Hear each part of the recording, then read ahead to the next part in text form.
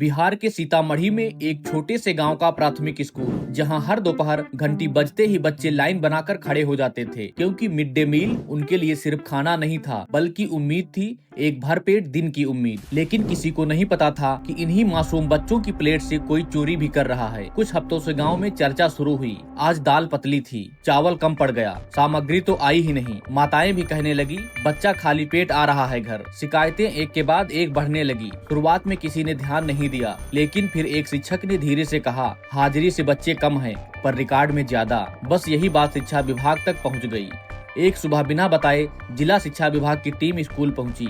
रसोई खोला गया, जहां होना चाहिए था पूरा स्टाफ, वहां आधी बोरियां भी नहीं मिली। दूसरे स्कूल में भी यही हाल। तीसरे में तो चावल का स्टॉक कागज में पूरा, लेकिन गोदाम में खाली। फाइलें उठाई गई, हाजिरी मिलाई गई, और फिर वो सच सामने आया जिसने सबको हिला दिया। 3 प्रधानाध्यापक, तीनों ने मिलकर लगभग 5 लाख का खेल किया था। एक सुनियोजित चोरी, बच्चों के हक की चोरी। अब क्या था, हो गया पर्दाफाश। अब आपको बताते हैं घोटाला कैसे होता था।